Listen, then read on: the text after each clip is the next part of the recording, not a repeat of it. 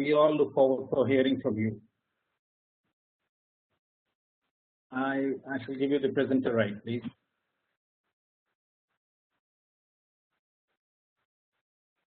Ron, you're live. Okay, thank you. Now I have to figure out how to get my material shared, which may be no small task.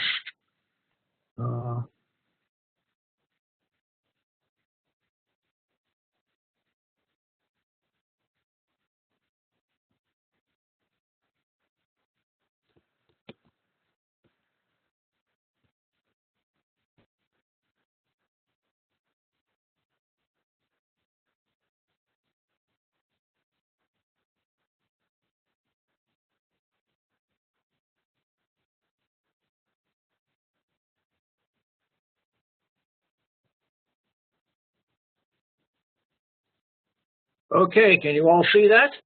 Yes, Ron. It has to be a presenter mode. We are seeing presenter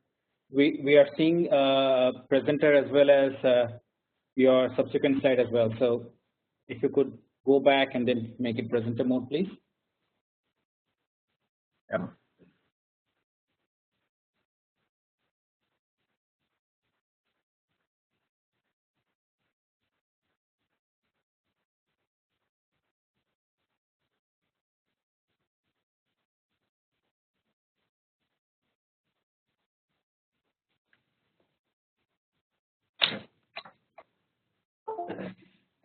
You can just come out from the presentation mode and then fire perhaps. That will be good enough.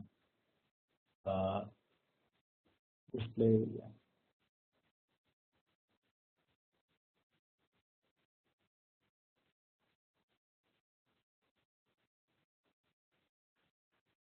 Is it still, I'm still not in the right mode?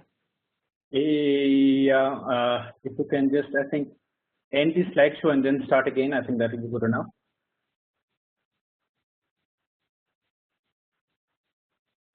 All right, let's try this. Yes, you're good. Yeah, you're good. Okay, yeah. Wonderful. Well, thank you very much for that generous introduction, and welcome everyone to today's conversation about the use of data in improving business performance in uncertain times. I'm very honored to be with you. I've not visited India, but I have known a number of Indian quality professionals and statisticians over the years, and I have a very high regard.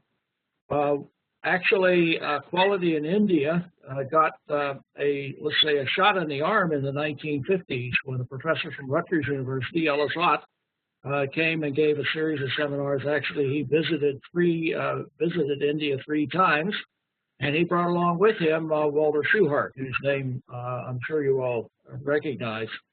Well, Ellis Ott was my professor at Rutgers, and I knew Ellis for many years until he passed away. And he spoke fondly of India and told a lot of stories about the Indians. Mostly good, I might add. Mostly good. So, by way of context and getting us started here, we hear a lot about data these days. And of course, data has been very important to quality professionals for a long, long time. We hear about data integrity. We hear about data quality. We hear big data, little data, data, data, data. There's conferences on the subject, presentations, books, articles, lots of stuff going on. And when you think about it, it all starts with data, because data can be turned into information, which produces knowledge, which we can use to better satisfy our customers. Today, we're also in uncertain times. We're always in uncertain times. Today seems to be more so than usual. And the nice thing about it is the characteristic of uncertain times is that we lack knowledge, and data can help us provide the knowledge, and we'll talk about that today. I'm also going to introduce you to a new tool that will help you make better use of data. And that's something called the data pedigree. and it's a very broadly useful tool, and we'll spend some time talking about that. So with that brief introduction, let's get after it. And here's the agenda for today. We're going to talk about data being the new big thing. I've hinted at that. We're going to talk about the importance of data and its uses. We'll talk about variation in data and risk, and they're all interrelated. And when we talk about data, we need to think about risk. Of course, risk is associated with uncertainty. We'll talk about case studies and learning from data. We'll introduce the term which I just told you, the methodology about data pedigree. And we'll talk about really where we need to be, as we need to become more data-centric, both from a personal perspective as well as an organizational perspective. Along the way, we'll have see some tips and traps and some things what's to look out for, and of course the obligatory summary at the end. I welcome questions, and so if you would put those in the chat box, and then whenever we get to the end, we'll see if we can answer some of those questions that you might have. So as I hinted a few moments ago, data, that's the new big thing. A lot of frenzy about the subject and promise of new data. And what's really leading to this is it's fueled by the ubiquitous availability of high-capacity information technology. So the fact that we have the internet and I'm able to talk to you today, that alone helps us make better use of data, and we'll talk about that. But actually, when you look at it with a little history, data mining and looking at data has been around for a long time, actually for decades. Beginning in the 1920s, actually about 1919, Sir Ronald Fisher, who worked at the Rothamsted Experiment Station in England, analyzed its immense data from their crop experiments going back clear into the 1840s. So he had something like 60, 70, 80 years of data. And it was that experience of looking at all of this tremendous data, that tremendous amounts of data, that he came up with the whole idea of designing experiments. In the 50s, the tool that some of you use, known as Stepwise Regression, that was developed at the Exxon, Esso, now Exxon Corporation, to analyze oil refinery data, the tremendous amounts of data that came out of oil refineries. In the 60s, we got graphical methods came on the scene with Tukey, Wilk, and Nanadesican and others at Bell Labs, which gave us great insight to the large data sets. In the 70s at DuPont, which is where I spent 24 years of my career before I launched off into a consulting career, we were into process monitoring and doing it online. And of course, there were huge volumes of data involved, so we developed what was known as data compression algorithms, so that we didn't have to store all the data, just the important data. So it's been around a long time. The renewed interest has its origins arguably about 2007, when Davenport and Harris published their landmark book, Competing on Analytics. And so that's when the kind of the renewed interest started. So you can see it's not a long time ago that we've had this regeneration of interest in data. Well, why are data important? Well, first you think about, well, it can help us improve the quality of products and services. It can help us improve process performance. It can help us improve the bottom line. And this is something that I believe all quality professionals need to pay more attention to in improving the bottom line. But if we dig a little deeper, why businesses of all types really produce two things. You think of them producing one, but they really produce two things. They produce products and services, which customers can consume and use. And as important, I think I'll claim it's just as important, they provide data regarding the products and services and the processes that produce them. So two things businesses produce. They produce the product and the service, and they also produce data. So it's those data that we can use to help us do a better job. So why are they important? Well, data are important because it's essential for good science and management. As I'll mention in a moment, they're an integral part of the scientific method. And Lord Kelvin, this is a great quote. You can't talk about data and measurement without quoting Lord Kelvin, in my opinion. Kelvin wrote, he said, what gets measured and paid attention to no, he didn't say that. Somebody else said that. Gets done. But Kelvin said, excuse me, when you measure what you're speaking about and express it in numbers, you know something about it. But when you cannot measure it, when you cannot express it in numbers, your knowledge is of a meager and unsatisfactory kind. So you have to have data, or your knowledge is of a meager and unsatisfactory kind. But there's always the caveat that you need to be skeptical of data, and the old saw, you need to trust it, but verify it. So we're going to be skeptical of data as we go along. We're going to trust and verify. I mentioned a moment ago that data are an integral part of the scientific method. If you go to Webster's dictionary, this is the definition you find for the scientific method.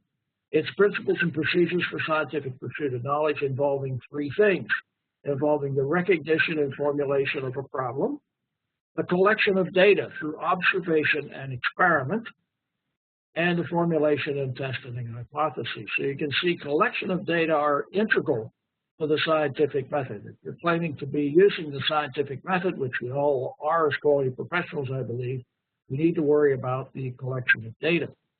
Also, I'll come back to this, but the collection of data, it says through observation and experiment. There's two ways you find data. It's by designing experiments and by observing what's going on. And that's an important distinction, which I'll come back to as I go along. Well, George Box, another honorary member of ASQ and world famous for his work on scientific experiments and quality, a whole host of things. In 1957, he wrote an article which was published in the ASQ Transactions on the iterative nature of experimentation and learning. Another one of my professors at Rutgers, Horace Andrews, in 1985, published this depiction of the iterative nature of experimentation. And this is really a dynamite figure, because it shows that you've got the knowledge that you're trying to create, and the way you're going to create it is through the world of observation, the experimenter's world of observation. And the experimenters, they go from hypothesis to design to experiment. They get some data, they analyze the data, they get additional hypotheses, they design a second experiment, and so forth. So they're iterating back and forth between, hypotheses and data. Another important aspect of this, which we don't see enough of in quality presentations, you can see Professor Andrews put in here, people. Now these are schematic, but you can see, and they're coming up with ideas and conclusions and inferences and so forth. So a very powerful depiction of how we learn from experiments and data, which I share with you for your use. Another thing that we need to think about whenever we're thinking about data is how we use data in evaluating process performance over time. Now, we talked about early on data, quality control charts, Schuhart, and all of that, all looking at processes. And of course, we know that processes, there's all different types of processes. Well, what do we do when we look at processes? Well, we begin with the present. We look at how's the process performing today. So, and there's where we collect the data. Now we have the data on present performance, and we want to compare that to the past. How's our process doing relative to the past? And after we have thought through that, we then use the data to predict what the future performance of the process is going to be. And of course, it's the future that's the uncertain part. We know about the past, we know about the present. The future, though, is highly uncertain. And after we make predictions about the future, we may or may not want to take some action. In order to get the process where we want it to be, we may need to adjust the process. We may need to improve the process. So this, to me, is a powerful schematic which really shows how data are used in evaluating process performance. And the key thing here, over time. You have to look at processes over time.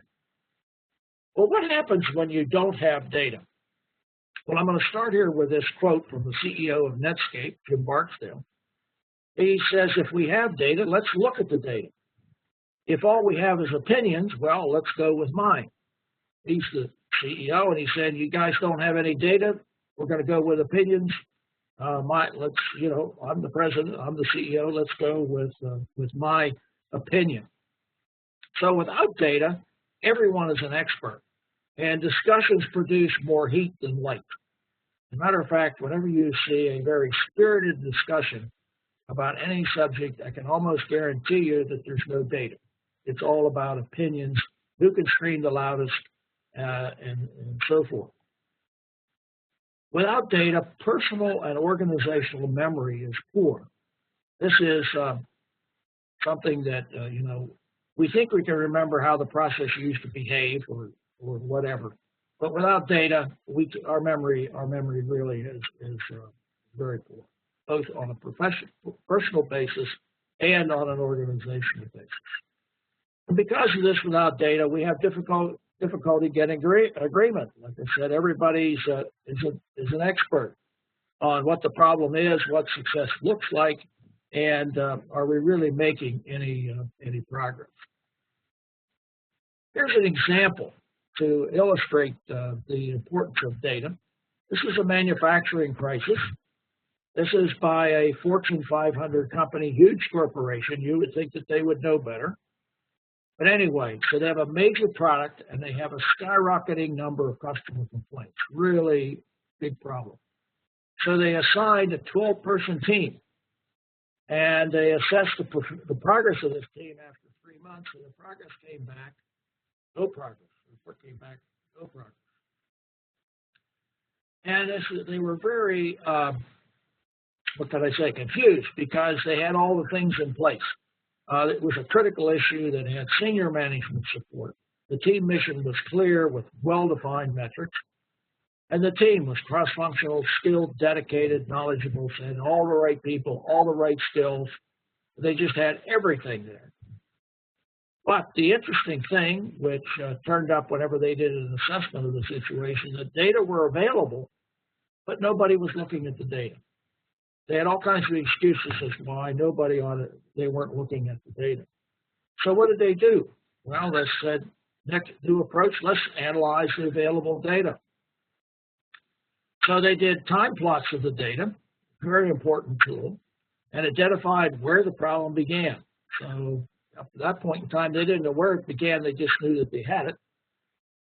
They found that the problem or the defect was more prevalent in one brand of the product than in the another brand of the product.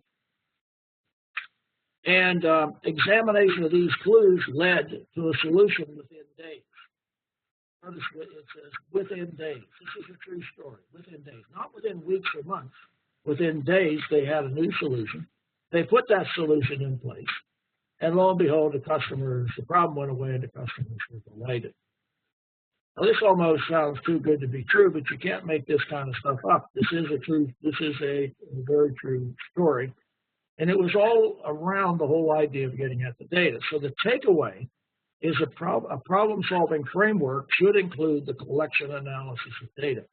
We all use problem-solving frameworks, but not all of them include explicitly the collection and analysis of data. One that does, which we'll talk about in a moment, is the demand: define, measure, analyze, improve, and control.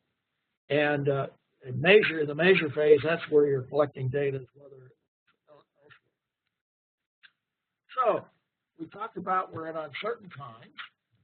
Let's talk about uncertainty. If you go to the definition, well, it's situations involving imperfect or unknown information. And it's concerns about actively predicting the future. Uncertain times, we don't know what the future is going to be, and it creates a lot of problems. Those problems are emotional. You have the fear of the unknown, high anxiety, high risk. People are upset. People are not dealing with each other effectively. A lot of emotional problems are associated with uncertainty. From a business perspective, again, we don't know what the future is going to be.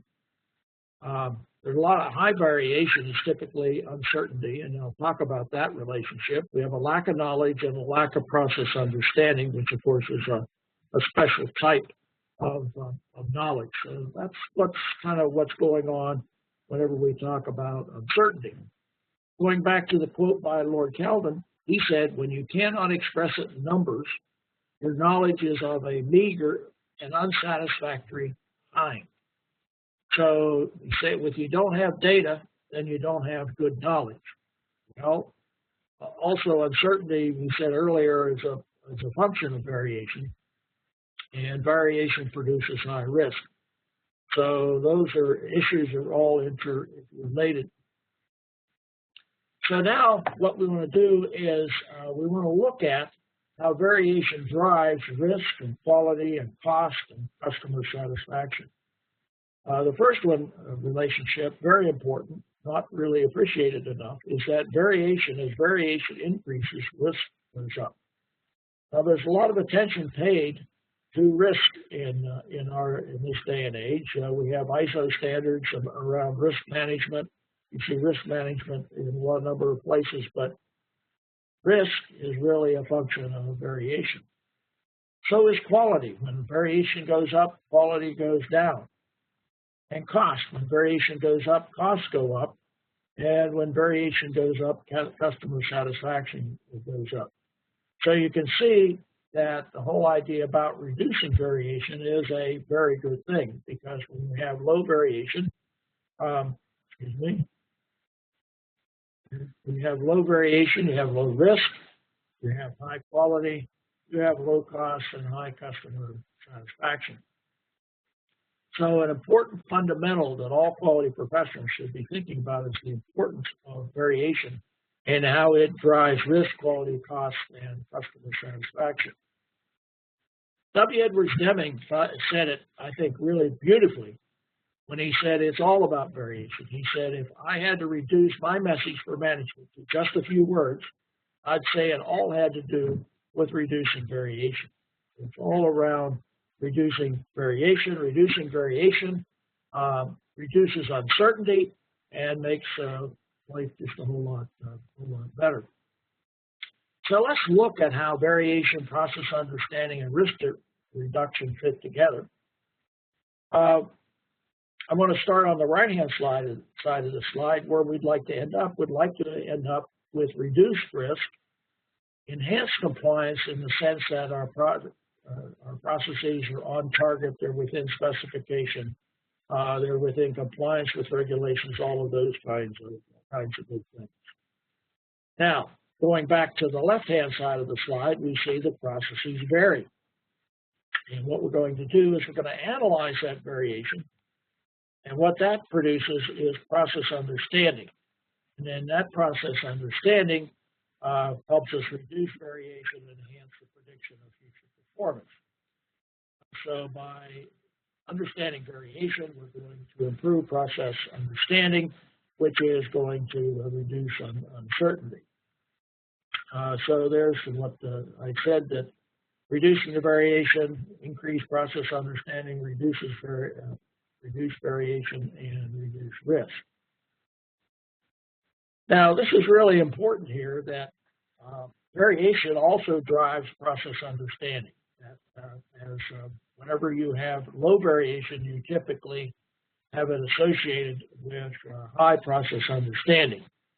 And in increasing process understanding leads to enhanced process control and improvement. And my conjecture is that you can't successfully control, improve, and transfer a process that you don't understand. Now, we do this all the time with processes. People say that we don't understand. That's true, but the key word there is successfully. This word here, successfully. Yeah, we get the job done, but it takes a long time at high cost and a lot of emotional problems in the organization. For those of you who are work in the pharmaceutical industry, one of the key things that the US FDA, Federal Drug Administration, looks at is process understanding. They want you to demonstrate that you understand your processes. So very important, because you can see why. The more you understand your processes, the better you're able to control and improve those processes.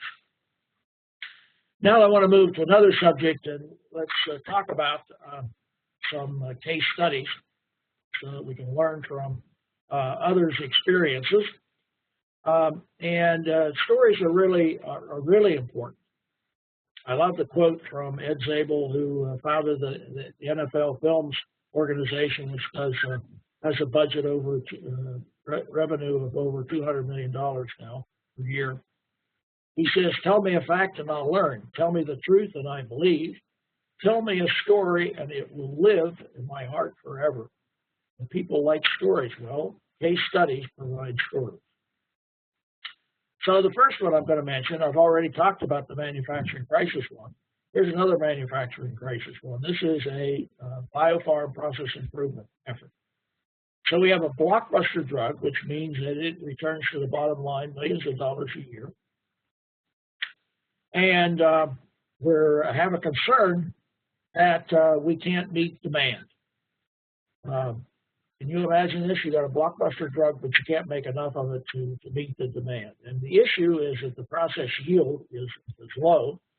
The uncertainty is we don't know what's going on. We don't know why we have this problem. Real case here. So what's the first step? Well, the first step is show me the data. Let's go find the data. And then, of course, the second step is plot the data and think. And that was what Ellis Ott taught everybody, all of his students and anybody who would listen, that you ought to plot the data and think. He was out about plotting data long before we had the experts today that worry about graphics and visualization. So what we did is identified the data on the most recent 50, I think there's 59 batches here. This is the yields of 59 batches. And we plot the data on a time plot, and there you see. And what do you see? Well, you see it's bouncing around for a while up to about batch maybe 30, 25 or 30. Then you see a decrease for a while. Then you see a sudden decrease. And then you see a return back up to a somewhat normal level. So the question is, what the heck is going on here? Why do we see this step change in yield? What could be contributing to this step change in yield? What's the cause? Well, it turned out that it was raw material loss. And in this particular time period, there were 3 different lots of raw material involved. Now, when you look there, to their credit, the people running the process, the process operators, knew that the results with lot 3 was bad, but they didn't know anything about anything else here. And of course, the reason was they had not collected any data. They had not plotted the data. So maybe before we get to the specs on the raw. So the question is, what's going on here? So the first question I ask is, well, don't you have, why are you having this raw material lot variations? Don't you have some kind of specifications? And the answer was no, we have no specs. We just take whatever the supplier sends us. Well, we said, looks like you're going to have to do something with specifications. And so they adopted better specifications, which cleared this problem up, and the process yield increased 25%. And as a result, not only were they able to meet demand, but it resulted in millions of dollars, additional billions of dollars to the bottom line. So great story. And look, all they did was they looked at the data on a time plot, and did some thinking about what was going on. Now, the demand process, which I talk a lot about here, was used. We looked at additional variables. I was involved in the middle of all this. But when it all came down to it, the biggest variable was that you see what the variable you see here, the raw material variation. And that really drove home the lesson to me, is that one of the first things I look at when I'm experiencing, I have a client experiencing process problems, I look at the raw material and see whether that can be an issue. Here's another case study, another major product with the possibility of contributing millions of dollars to the bottom line. The only problem was that this formulation, the pharmaceutical product, had been in development for 8 years, and they couldn't get it through validation. Couldn't get it validated, and as a result, even though it was supposed to produce millions of dollars in return, they couldn't get it marketed. So the first thing you say is, well, show me the data. Well, you see in red there was a limited amount of data, which is a little bit hard to believe that you're working on a product for 8 years and you don't have a whole lot of data, but that was the situation. So we went about collecting new data using the tool statistical design of experiments. And long story short, the product was successfully launched in a year. So not only did they find out what the problems were, but they were able to do all the paperwork and regulations and approvals and all that kind of stuff. They had the product on the market in a year. That's not to say that nothing was learned in those 8 years of development. It's just to say that there were some important pieces of information that, because they had inadequate data, they were not able to identify. So let's dig into this design of experiments thing just a little bit more. And what did they learn? Well, 2 key things. They learned first, there were significant interactions between the raw material variables, the characteristics of the raw materials, and the process variables. So again, this raw material issue raised its ugly head. And the second thing is that they identified a variable that had by far the largest effect. Well, lo and behold, that variable had the largest effect.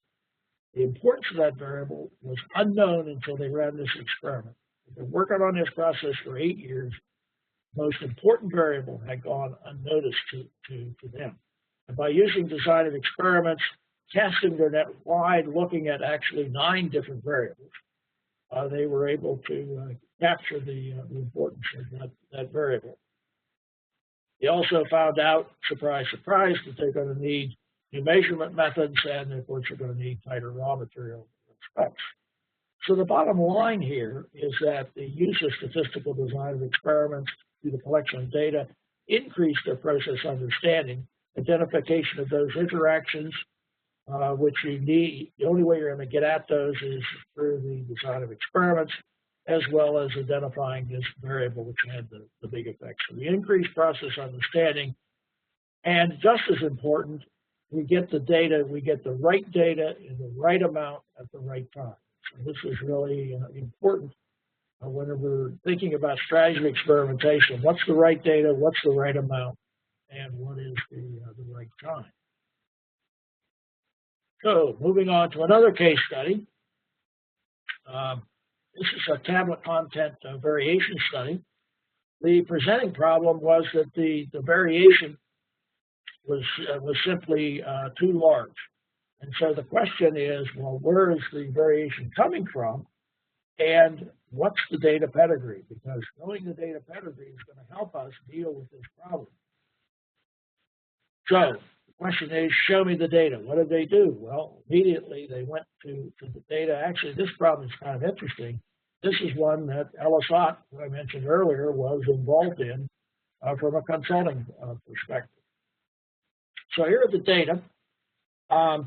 We had data on about 110 or 20 batches. Active ingredient, plotted versus time. Always want to construct a time plot. That's one of the favorite plots in trying to identify causal variables. And you see a beginning over the first 50 batches or so, you see wide variation. And you see a small amount of variation between batches 50 and say 90, and then there's wide variation again. So the question is, well, what's going on here?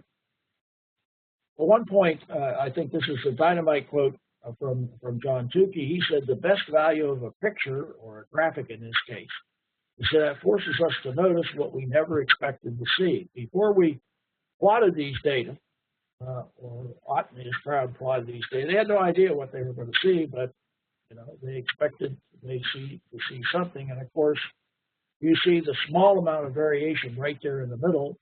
But the big question, where could that have come from? What was causing that smaller amount of variation?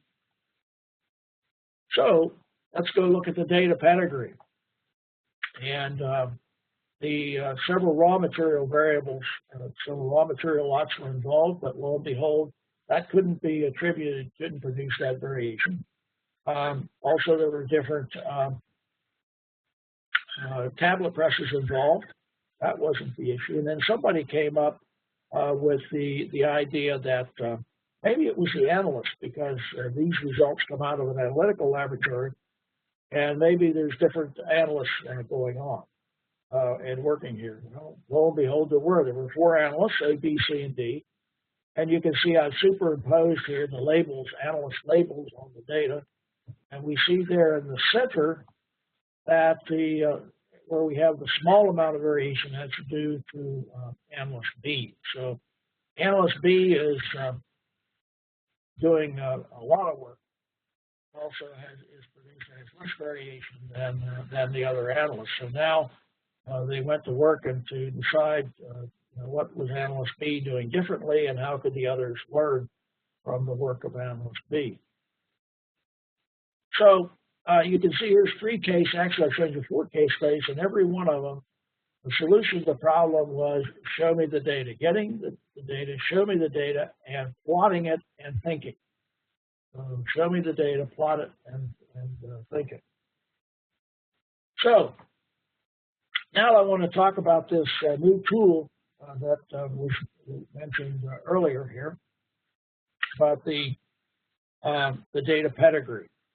So the value of the data pedigree, it's really dynamite. It helps you to do 2 things. Identify the integrity of the data. Can I really trust these data? And the quality of the data. Are these data fit for use in this study?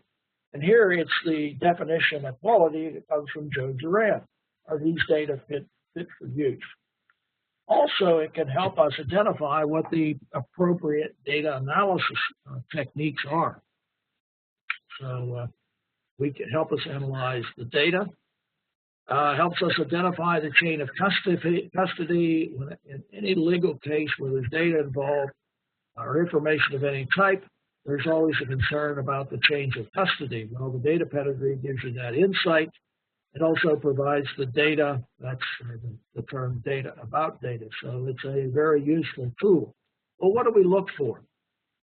Well, we look for data quality. Are these the data that we need to solve the problem? So we have the right data, correct variables, data errors as it fit the use, and so forth. We look at the measurement process. Issue that doesn't get paid enough attention by quality professionals, in my humble opinion. It helps us understand how the process of service operates, how the process were made or the service provided. It gives us the time period over which the data were collected. That's very important. You need to know the time period. Without the time period, the data is not really very useful. You need to check the data collection assumptions. And I'll talk about some more about this observational data versus designed experiments. Then this is a little bit, gets into the statistical technical thing, but you've always, whenever you're doing analyses, you're developing models for data and you're comparing how the model predicts with the data. That difference is called a residual. And by looking at those residuals, you can get some idea of the data pedigree. The important thing is almost all of these issues are not discussed in the data mining literature. So there's something that you really need to pay attention to. So understanding the data pedigree, you need to understand the science, engineering, and structure of the process.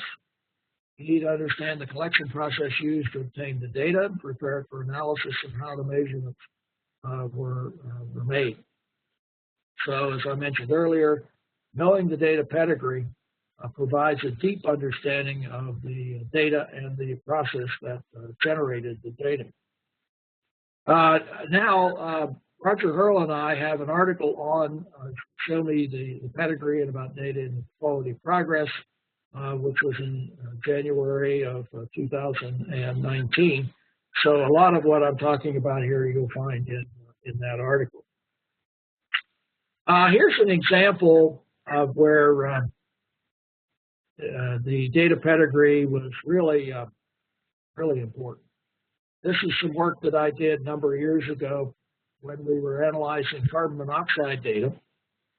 And these are associated with some regulatory, these was automotive regulatory issues. DuPont was a supplier to the automotive industry. Now, so this shows the distribution of carbon monoxide levels in Denver in 1972. The standard was the second highest value. And so you look up here, so it's what you see in the tail of the distribution. And there's the two highest values, and those really correspond, in this particular case, to data collected over June 18 and 19. So saying that the standard here was 9. So if you look to see where 9 is, you can see you got values as 36, which, you know, round numbers is maybe 4 times what the standard is. So, you know, you ask the question, are these data accurate? Well, here are the data over June 18 to 19. And this is an hourly plot, time plot, and you see the CO. And look at carbon monoxide, what happens. Down less than 10 for several hours here, it's 67 hours. Then there's missing data, and next time you get any data, it's up around 40. And then we go about 7 or 8 hours in a row, it's identically 40. It drops to 39, back to 40, 39, back to 40, and then it comes down. Now you have to ask yourself, does that look like real data? I don't think it does. We didn't think it did. We think it's related to equipment malfunction. Well, if you hadn't dug into these data, you would be getting a biased view of what the real air quality was there in that city. Well, it not only happened once. Well, before I do that, yeah, this is a key thing. David Salzberg made the point in a very good book that the lack of variability is often the hallmark of faked data. Well, here the data aren't fake; they're just not real. They're really a function of equipment malfunction. Here is over a 3-day period in Cincinnati, and look at the data, and you can see again it begins down around 10 or so, and then it takes a big jump up, and then it tails off a little bit, but you don't see a whole lot of variability. And then there's no data on July 15th. Well, this July 12th, 13th, and 14th represents a Friday, Saturday, Sunday. And when they came in on conjecturing this, when they came in on Monday, lo and behold, they could see that they had some real problems, and they just ignored the data thereafter. So, as being not useful.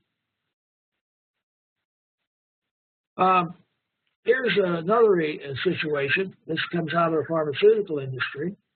Here we have a blending uniformity study.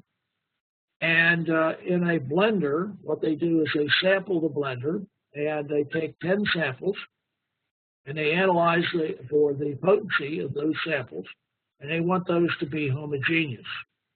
So it was those 10 values, reported average 101, standard deviation 2.07, and it was concluded that blend uniformity was acceptable because the standard deviation is less than 4%. That was the specification, 4%. But that, you know, you got 10 numbers and you got some statistics. It really doesn't tell you very much about the situation. So what's the story here? What's the pedigree? Who made these measurements? Where were the measurements made? When? Why? Data variation and so forth. Well, of course, you want to show me the data. Let's draw a plot. There you have it. And not a whole lot of insight here, although there's 4 observations, which looks different than from the other 6.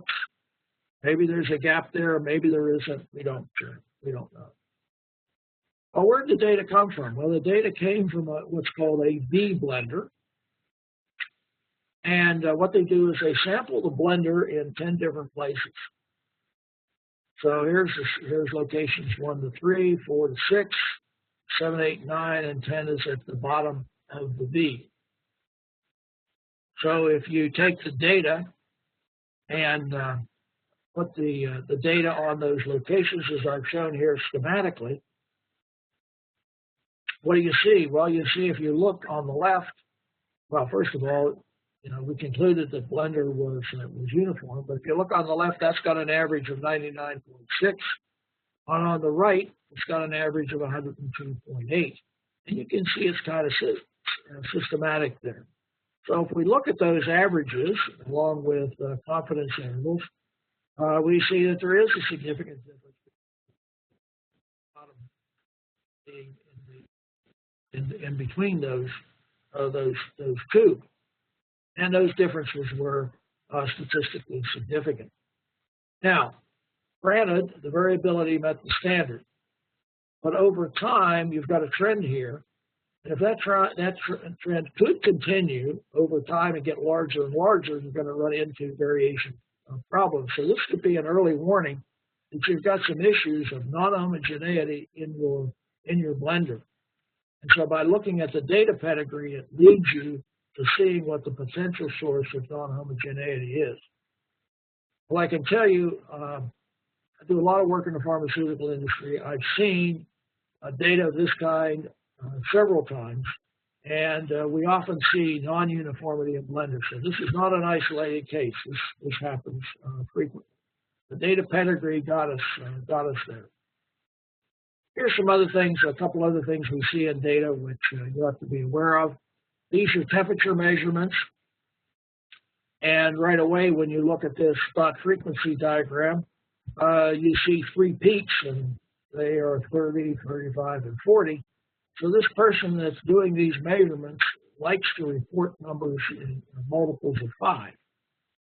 Notice, though, that he, in this case it was a he, treats 30s and 40s different than they do 35s. You notice for 30, there's only 129, and for 40, there's only 139, where around 35, you've got a number of 34s and a number of 36s. So you've got a measurement bias, which you need to take into account when you interpret the data.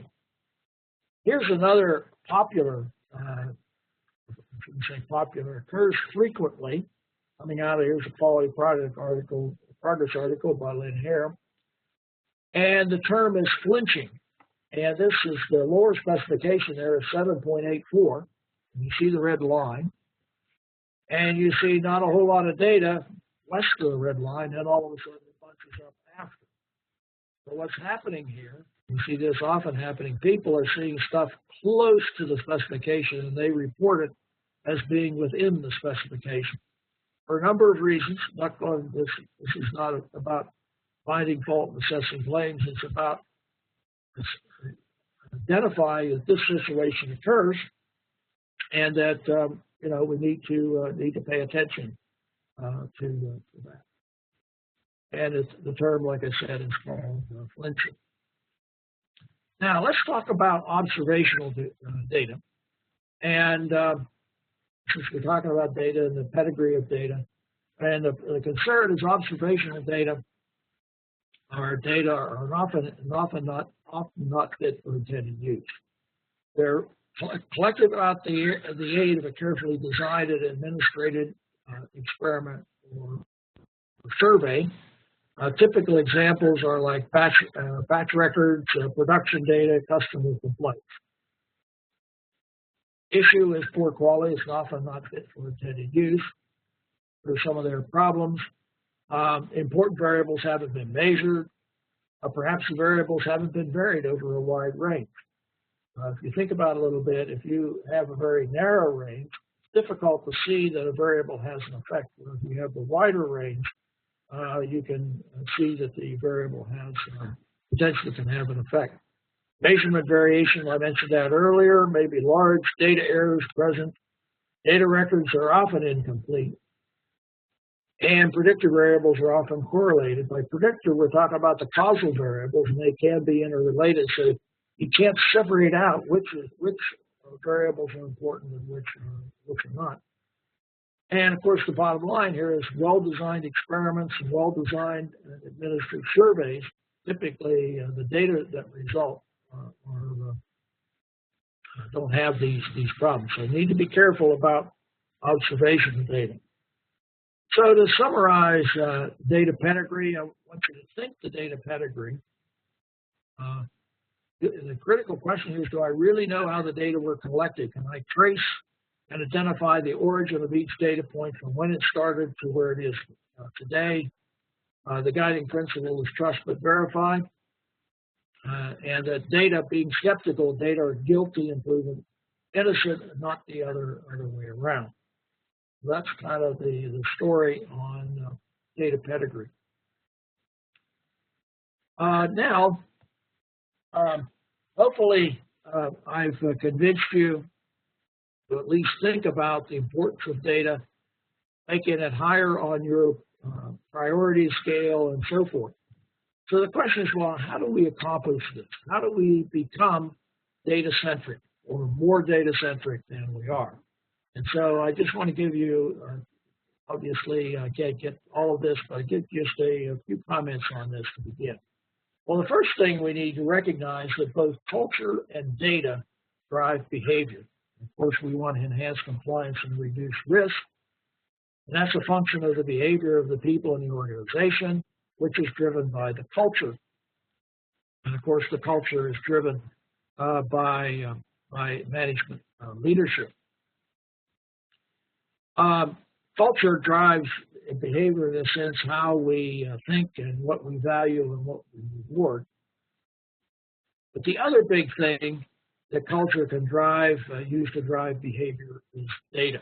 Data drives behavior. And so we need to work on making data part of the culture, which will drive the behavior and get the desired outcome there of enhanced compliance and reduced risk. Now, the first big thing you can do, in my view, to help make your organization data-centric is to use the DMAIC problem-solving framework. Remember, DMAIC: define, measure, analyze, improve, and control.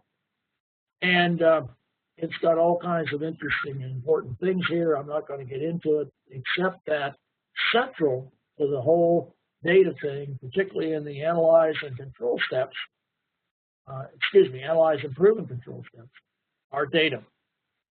And there's another like plan, do, check, act. We hear a lot about plan, do, check, act. But the data are not specific to plan, do, check, act. Define, measure, analyze, improve, and control, data are specific to those particular steps. In my view, the DMAIC is the best problem-solving framework, and you should make that part of your culture. That's how we're going to solve problems around here. We're going to use the DMAIC framework. So that's a piece of becoming data-centric. Also, there will be concerns, so you need to look at those concerns. First, people need to recognize the value of data and the value of having better information, making better decisions, identifying opportunities for quality and cost improvements. You need to understand the trends of what's going on in this world today. Competition is tougher, products are more complex, and the use of data is expanding because of all, as I mentioned earlier, at the top, we have information technology available that enables us to make greater use of data. And we need to work on overcoming the barriers to adoption, the technical, it won't work here, financial, we can't afford it, psychological, it's too painful to change. I mean, there's nothing new in any of these. We just need to recognize them and respond to them in the appropriate way. And if we're going to focus on data and make it more centric to what we do, we need to produce results more quickly. We need to demonstrate that it's really important and useful to the organization. Well, where does that come from? In working with change and everything, a very useful change model is John Cotter's change model, 8 stages. Start off with a sense of urgency, create a guiding coalition, develop a vision and strategy, communicate the change vision, empower employees for broad-based action, generate short-term wins, that's number 6, I'll come back to that one, consolidate the gains, produce more change, and 8, anchor the approaches in the culture. The big one here is to generate short-term wins. We want to demonstrate that becoming data-centric, we're able to solve problems more quickly, and maybe we couldn't have solved them before. And that will, nothing succeeds like success, and you need to focus on short-term wins. This whole business, well, we'll become data-centric, and things will really be good 3 or 4 years from now. That's a low-yield strategy. That's not going to work. You want to have some short-term wins, which is part of Cotter's model. And you can find that information discussed in the 2 books that you see below there, his Leading Change book, and then the whole idea of a sense of urgency. Those 2 books are really dynamite. They're not large, but they got great information. I recommend these to you. Okay, let's talk about behavior here for a moment. We're getting close to the end of our time. And it shows what happens, how people accept a new idea. Whenever they're first introduced to a new idea, almost always they become reactive. This won't work here, costs too much, takes too long. You hear those kinds with everything. So people become reactive. Then they can move into what we call the ego state, where they think about, well, I can make this work. This will be good for me. And then they make the big jump to the purposeful mode. And this will be good for us. Let's get started. Now, the psychological theory behind this says that everyone on every new idea goes through these steps: reactive, ego, purposeful. The question is, how long will it take to get to purposeful, and will you ever get to purposeful? There's a lot of people stay in reactive and they never get out of reactive. Well, of course, if you're going to get anything done, you have to get to purposeful. The important thing to remember is that when you present your new idea, being data-centric or whatever, to anyone, they're going to start with the reactive. That's where they all begin. So you got to meet them there and help them move along through ego and purposeful. So what are some things that you can do? I like the strategy of starting small and thinking big. Focus on maybe 4 or 5 important process measurements. Develop a data analysis process. Make a best practice. We mentioned that earlier. Identify projects to demonstrate the use of data. Don't be afraid to start with a critical problem. Learn the skills and create useful successes. This stuff works. Start with a critical problem. That'll get people's attention. Training's going to need to be provided, so you need to do that. You need to build the infrastructure, how we do things in this new culture. That includes strategy, plans, goals, responsibilities, communication, and so forth. Measure results. Demonstrate that this data-centric approach is actually working. And importantly, review progress regularly. This is what I call the secret sauce. If you have regular reviews of our now program that we're going to make become more data-centric, regular progress reviews by management will take you a long way. I had a senior CEO tell me, I heard him tell his staff, I was sitting there listening, just schedule a review and show up. Good things will happen. You don't even need to say anything. So really, really important. So reviews are critical to success. Now, I won't spend a whole lot of time on this, but you've got to learn how to it's called the socialization of change, where you interact with the organization around the change. And there's steps to understand the need, you plan the response, you implement and monitor the change, and there's a rational approach and a socialization approach. It's all discussed in Peter Schulte's The Leader's Handbook, which is a very good document. Here's another way of looking at it. I like to call this shopping the plan around, where you iterate between the plan and the stakeholders, and you start off and you go and you talk to your first stakeholder, so to speak, talk about what it is you're trying to do, you get their input, you revise the plan accordingly, then you go and talk to a second person and so forth. And over time, you get your stakeholders to adopt the plan. So this is a very powerful way of shopping the plan around and creating that socialization and rationalization that Peter Schulte talked about. So to wrap up, today's opportunity, not only today, but in this era, is that collect and analyze data to reduce uncertainty, I should say. And we're going to generate the knowledge that does that. Data's got a renewed emphasis, it's a major opportunity. Collect data, create knowledge, reduce uncertainty. That's what you want to think about. We can do this because we have information, technology, and software readily available to collect, analyze, and visualize data. Variation is present, and of course, that increases risk and adds uncertainty. So we need to recognize that variation and take that into account. Properly used data can help us monitor, control, improve products and services, as well as not only the performance, but also the financial performance. So that's very important.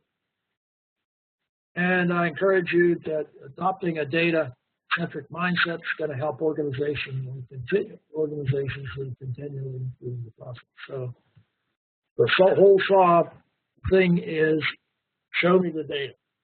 Anytime anybody promotes, proposes something, it's show me the data or how you're going to get data. That's the key bottom line. There's some references here that you can look at, and there's my contact information. If you have questions that you want to ask me by email, we can do that. And so I'm going to stop here and ask if there's any questions that I might be able to respond to. Thanks, Ron. And of course, we have a couple of questions. I want to be mindful about the time. It's about 7:07 India time itself, so we have 2-3 minutes to take a few questions. If somebody has any additional questions, I would recommend that you can send us your questions, and I will request Ron to share those questions or answer your questions later on itself. Ron, thanks so much. It was wonderful hearing you. Without data, it's just opinion. And let me take our first couple of questions I have here. How do we convince management of small organizations on the importance of collecting good data that spend time and resources for this activity? I think you do it, convince them through a demonstration project. That here we have a couple of these problems. I think you need to do more than one.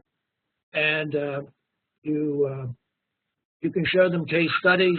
I've shown you some case studies, but the proof of the pudding's in the eating, as we say. And so we've got to have a case and where we collect the data and demonstrate how data helps us solve this problem. And if you've got an important problem and you solve it, that'll get management's attention. Okay. Just to follow up on the last concluding comment where you were mentioning about DMAC, just a follow-up question from the same person itself. With data analytics and big data coming in, will Six Sigma gradually lose its relevance? What's your thought? No, it won't lose its relevance, because if you look at how big data solves problems, any big problem, big data is around a big problem, typically large, complex, and unstructured.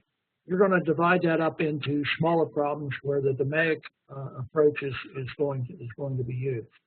So big data is not going to take over and folks rule the world. It's going to be an integration. Both are important, and you've got to work them together, and they do work together. All right. Thank you so much. I've got another question here from. There are times where we cannot gather data real time due to time factor, and we have to work with available data itself. In such scenario, how do we go about going ahead, as there are risks of MSA is not less than 30%. So how do we proceed with the current data set? So data gathering is. Well, the short answer is carefully. The whole idea about trust but verify. It's thinking about what good data look like. So you use that data. You go as far as you can. You get answers, and then you confirm those answers. You collect some additional data, or you set the process up to run under the new proposed conditions, and you see how it works. So you're going to get some data that way. Eventually, and of course there's some risks involved, but that's one way. You work with what you have, and then you be careful about how you use the results. Just keeping the current time that we are all in, and there's a follow-up question. With online monitoring, what are the best practices or data integrity for data coming from sensors? So that's something that somebody has asked this question. Well, that's obviously a concern, because a lot of people think that, well, gee, if it come off of some kind of computer system, it's a good number. And there, I think you have to trust but verify. The key verification is that data, if you have regular ongoing visual displays of data, that takes you a long way in identifying the integrity of the data, the quality of the data. So you need to you can't really be data-centric without visualization, without using visualization techniques. It just doesn't work. In a clinical environment, so I have a question where you have any experience in clinical improvement. Could you share some experience from healthcare and hospital projects? My clinical experience has been, let's see, it's been more in the administration of clinical trials, things around finances, financial budgeting of clinical trials. It's around the payment processes of investigators, those kinds of things. And we use Lean Six Sigma. For that, I do have an article on that if you're interested. But it's the Lean Six Sigma is a powerful problem-solving process. So if you send me an email requesting that information, I'll be pleased to supply it to you. You can find that also on ResearchGate. If you're used to using ResearchGate, it's up there on ResearchGate. Any kind of information you want, just send me a request, and I'll be happy to do that. Certainly. I have a follow-up question, and this is more of my personal question in terms of specifically remaining in healthcare. The discharge process is always a lengthy process. In fact, I was with Sister Mary Jane as well, and she also talked about managing expectation in terms of discharge process, because that is also an area that she has been grappling with. What is your thought in terms of how can a healthcare institution look at the discharge process, and what kind of data they should be looking at? Well, managing expectations, I think you just need to be realistic about what you can accomplish and be clear about it. And it's the old story about under promise and over deliver. So that's to me, that's how you get at it. You need to be careful.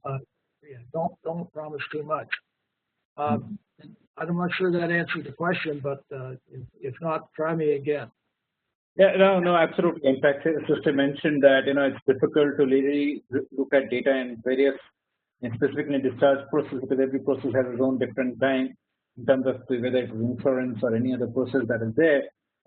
However, we create the expectation, set the expectation in such a way that it just manages. So I don't want to take up any more time. Just to conclude, thank you so much, Ron. It has been a pleasure. We talked about show me the data. We talked about data pedigree, the importance of that unique data integrity, data quality. We also talked about problem-solving framework, including collection of data analysis. Of course, uncertain factors, which is basically the variation, is the key. I would say the issue which creates the uncertainty. With that, Ron, thanks so much. Really pleasure having you over. Thank you so much for taking your time out. I look forward for another interaction. With this, thank you so much, Ron. I will hand this over the session to Anand and his team, and we'll take it forward from there. So the session continues. We have furthermore in terms of expert session coming up from Girdhar, and a panel discussion with 4 of our guest colleagues from the industry itself. Thank you, Ron. Thank you so much. Okay, thank you. My pleasure to be with you. Have a great evening, I guess. Thank you. Have a good morning. Bye. Okay. Bye. Thank you. Bye-bye.